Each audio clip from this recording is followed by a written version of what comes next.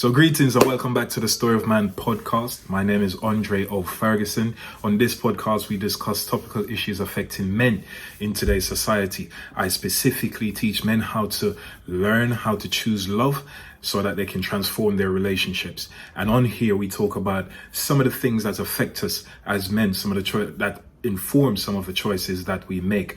I truly believe fatherlessness is one of the biggest problems we face in society. It informs and has a knock-on effect on our social landscape. In many ways, 90% of people in prison come from fatherless homes, and I could go on. But you can check my other credentials for deeper information on that. So I have chosen and I've taken it upon myself to use my platform and to use this specific mode to try and remedy the effects of fatherlessness by helping men to choose wisely before they get into relationships, and also learning how to, once they're in relationships, learn how to choose love so that they can stay in that relationships before they have children. And once they have children, then, in a nuclear family with mom and dad loving each other and showing each other love and teaching these young people how to love, then we will more than likely and most definitely remedy the effects of fatherlessness. So today we're going to be talking about taking a sabbatical and why that is important. If you're not in a relationship yet and you're thinking about getting to that point where you commit yourself to one person for the rest of your life, it's important to identify yourself before you bring yourself into somebody else's space or invite somebody into your space. And I teach this a lot, and it is important that we learn how to identify ourselves, to love ourselves, and recognize the flaws and the things that we need to work on as individuals before we get into a relationship. So I'm going to give you 5 tips today, just 5. I go deeper into this in my book, soon to come out. It's called I Am Visible, and I kind of deep dive into topics like this. So stay tuned to that. I will give you and keep you updated as to the progress of my book, because of COVID and many other things kind of holding back on that. But that book will be out very, very, very soon. Okay, so we're going to jump right into it. Why is it important to take a sabbatical? I give you the backstory. Before I got married, I took a 2-year sabbatical. I know, yes, 2 years is a long time to be outside of a relationship, but consider I was in relationships since I was about 10, 12, 13, whatever. I grew up in Jamaica, so Dolly House and all of them things. I've been around women for a long time, and I had a lot of misconceptions and a lot of negativity towards relationships, trust, and how to deal with women in particular, because of the environment I grew up in, because of my own life story, and because of my own traumas and things that I've gone through. It informed me of how to deal with women, and a lot of it was bad. I mean, I was always a good-hearted person, but a lot of my actions didn't show that and didn't allow for me to have healthy, constructive, and beneficial, productive relationships with women, because I was emotionally closed off and I wouldn't let anybody in. Even though I didn't want to hurt anybody, I also didn't really take too much consideration for what my actions were doing to these people, which was all wrong. So I just wanted to take the time to break down why I personally took a 2-year sabbatical, how it made me a better person, and how it definitely made me a better husband for my wife. I guarantee you, if I was the same person I was 7, 8 years ago, I wouldn't be married today, for facts. So let's dive into the tips. So tip number 1, learn to identify your purpose. Well, not learn, identify your purpose. Man or woman, identify why you're here. We did a podcast about this, me and my guys from our Story of Man Nation, which is a group that I've set up with 37 men or 27 men at the moment, and every week we meet to discuss topics like this. This is one of the most interesting topics that we have discussed. You can find this on further down here in the actual YouTube, on my YouTube channel here, where we discuss why it is important to identify your purpose before you get into a relationship. Identifying your purpose gives you more than the person that you're going into a relationship with. Meaning, if you're going into a relationship to get somebody to help you to identify yourself and to become more of a person, then that's the wrong thing to do. You're giving them too much work to do. That person is supposed to just complement you and vice versa. You're supposed to just complement the other person. Identifying your purpose means that you are confident in who you are and you can progress without a relationship. But more than that, you can actually bring value into the relationship because you are clear as to what your purpose is in life and how you can add value to that person's life, build them up, raise them up. If you're a man, you can raise your queen up, which is what you're supposed to do. So identify your purpose first and foremost, because that will bring you to where you need to go. Number two, it gives you time to heal. You know what I mean? In my case, most definitely I needed time to just be, as we say nowadays. But healing is such a vital part of what we do and what we don't do as men. We don't spend enough time unpacking the things that we go through, the relationships we've been through, the way we've hurt people or the way people have hurt us. We just kind of move on to the next thing. And as a result, that causes us so much lack of emotional intelligence and lack of emotional growth and maturity, so that we're able to better deal with ourselves, so that we can be better for the people that we're interacting with and that we're bringing into our space and into our lives. Healing is vital, and I know that's kind of a catchphrase now. It's mental health month at the moment, I think. So it's important that we recognize why we need to heal emotionally, mentally, and spiritually, so that we can be able to be more of a more rounded person for the people that we interact with and the people that we spend time with and the people that we want to spend the rest of our life, or the person that we want to spend the rest of our life with. If we are not emotionally sound, we can't be emotionally sound for somebody else, and we can't ask somebody to come into our lives and fix us, because that would be unfair on that person, and that would definitely be unfair on yourself. And the next point is this is an interesting point. So as I said, I took 2 years to do my sabbatical. The first year of my sabbatical didn't go so well. I fell off the horse quite a few times, or the wagon, as they say. And falling off the wagon is okay. You have to learn to show yourself some compassion as well. This is something I was learning how to do. I was learning how to be okay with just being by myself and learn about myself, and that would be one of my next points. But throughout the first year after falling off, it was more about learning discipline, learning understanding, learning patience, learning about my self-actualization, and all of those things I had to do in my first year. Learning how to control my urges, learning how to be less arrogant, learning how to be more humble. All of those things I learned in my first year. So my first year didn't go so well. A lot of the times I yielded to the temptation and let ego dictate how I progressed and what I did. But in my second year, all of those things came together. Once I understood, once I learned how to understand, and I learned some patience, and I got more determined, and I got more flexible, more compassionate with myself. I let go of the ego. I need to do this. I got 20 girls on my WhatsApp and all of this other stuff.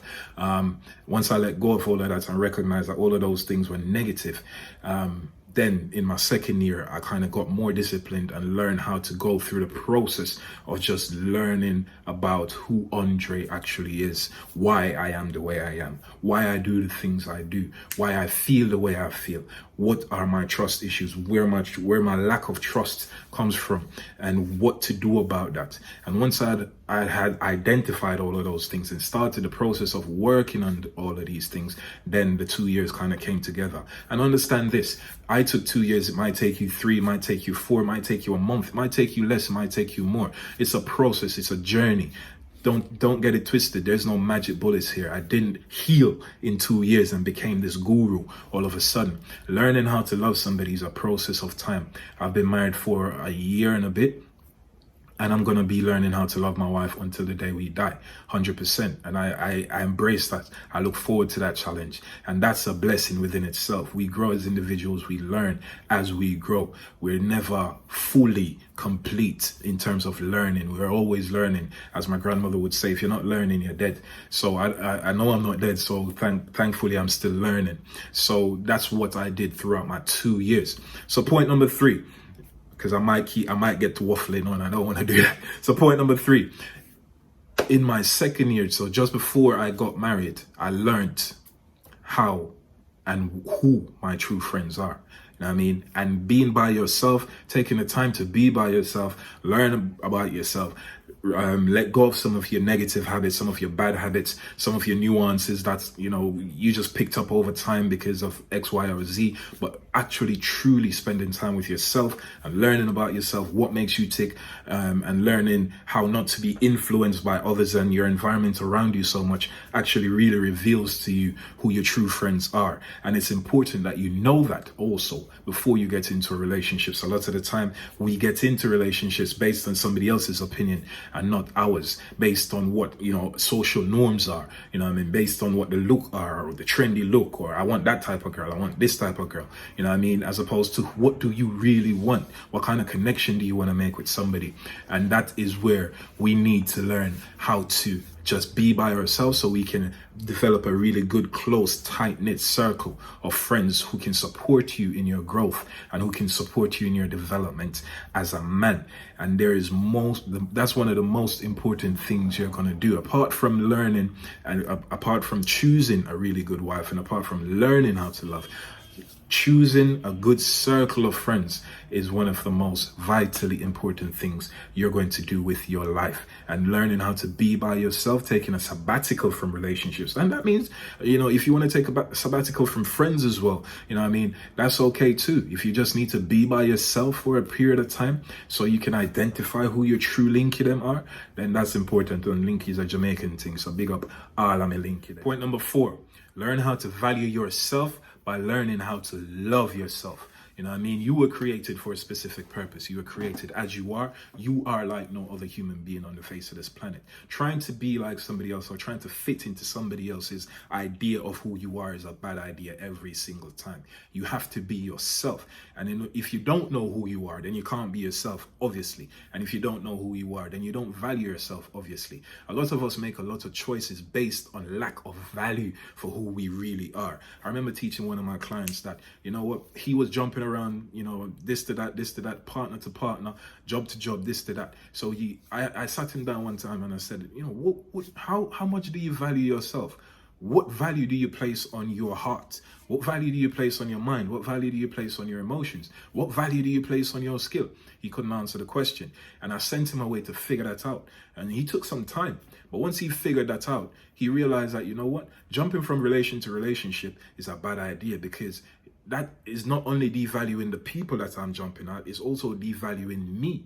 Unless I am able to value myself totally, then I don't know that giving that person a bit, that person a bit, that person a bit, that person a bit, that person a bit, actually devalues my actual stock. You know what I mean? And because you don't value yourself enough, you don't love yourself enough. And it is vital that we learn how to love ourselves. There's a lot of issues within our society that's based purely on lack of love, lack of self-love, lack of identification for who you actually are.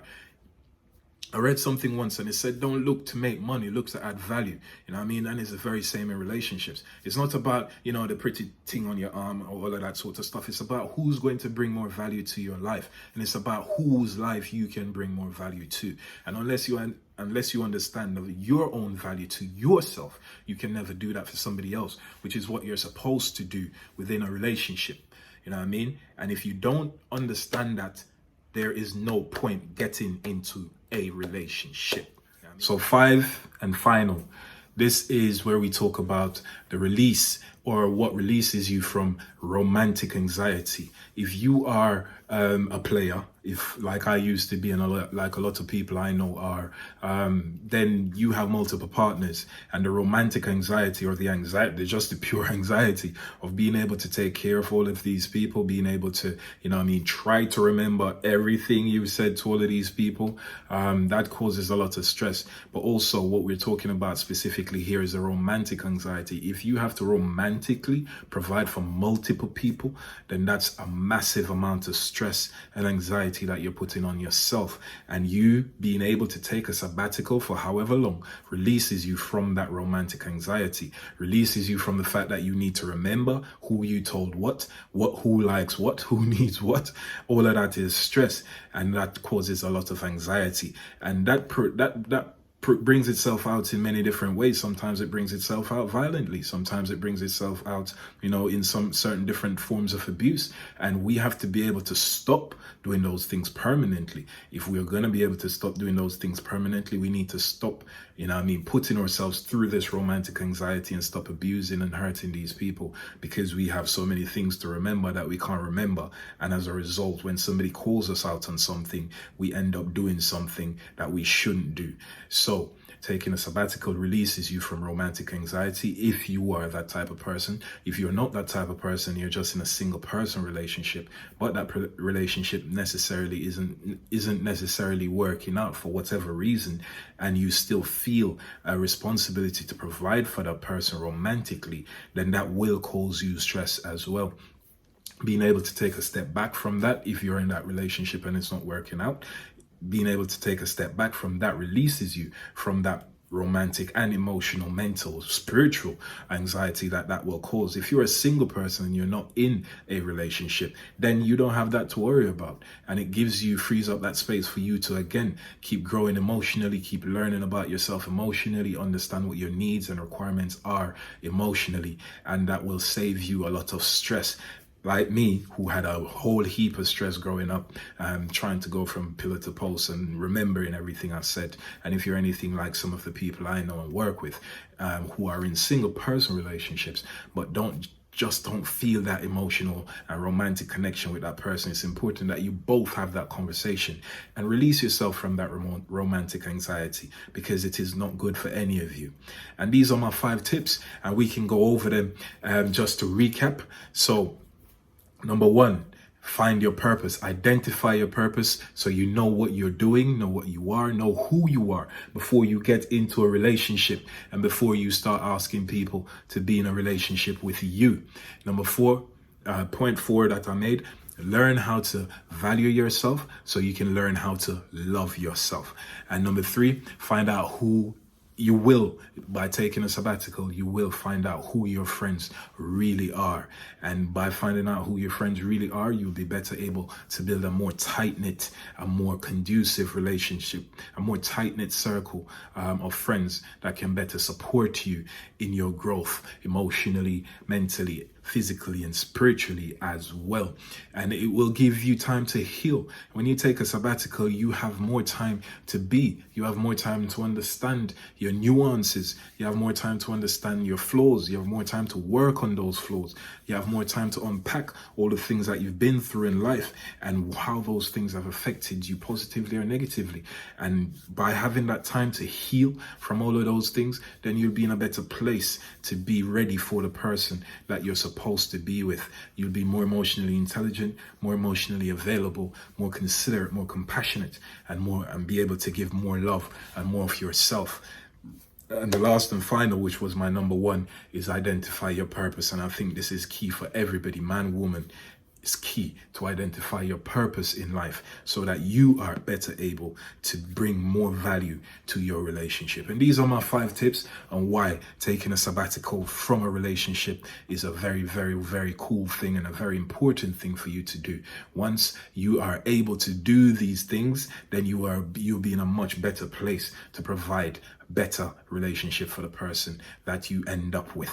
So until next time, thank you very much for taking the time to view this video.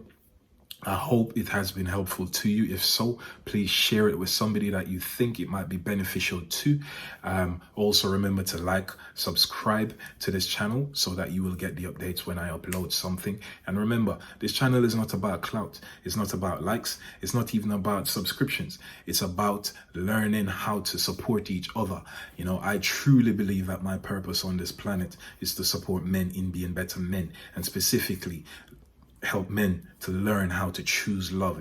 If any of you guys out there grew up the anyway like I did, then you will understand what I'm talking about. We were raised a certain way, and no disrespect to anybody, but at the end of the day, because of how we were raised, because of our environments, because of the things that we were taught socially, we've made a lot of mistakes, and it is time to correct those mistakes. It's time to learn how to choose love so that we can stop some of the issues going on. Like I said, I truly believe that a lot of the issues we face, and it is evidenced by data, you can Google it, a lot of the social issues issues we face in today's society come directly from fatherless homes. And I have taken it upon myself to use my platform, my knowledge, my experience, the things I've studied and the things I've gone through over the past 20 years to take a different route to try and buck this trend by teaching men how to learn how to choose love and transform their relationship, their current ones and the ones that they're about to go into. So until next time, safe travel upon the gravel, enough love and respect, and remember, write your own story.